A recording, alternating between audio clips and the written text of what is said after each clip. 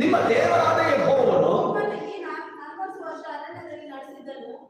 ನೀವು ತನ್ನ ಆಜ್ಞೆಗಳನ್ನು ಕೈಗೊಳ್ಳುವವರೋ ಅಲ್ಲವೋ ಎಂದು ತಿಳಿದುಕೊಳ್ಳುವುದಕ್ಕೆ ನಿಮ್ಮನ್ನು ಕಷ್ಟಕ್ಕೆ ಒಳಪಡಿಸಿ. ಅಮ್ಮ,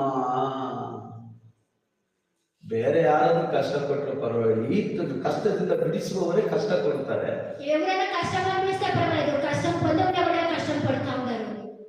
ಅಯ್ಯೋ ದೇವರೇ,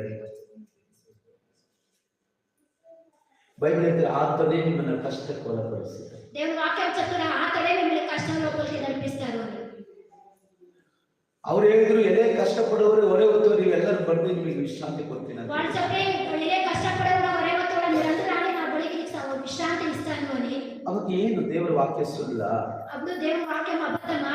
ಯಾವಾಗ ಗಮನಿಸ್ರಿ, ఎప్పుడు గమనించండి. ಜ್ಞಾನ ಇರಬೇಕು ನಾವು ತಿಳ್ಕೊಳ್ಳೋಕೆ. మనకి జ్ఞానం ఉండాలి, ನಾವು తెలుసుకోవాలి. ಅಲ್ಲಿರುವಾಗ ಕಷ್ಟಪಡುವವರೇ ಬನ್ನಿ ಅಂತ ಕರೆದು ದೇವರು ನಿಜಾನೆ.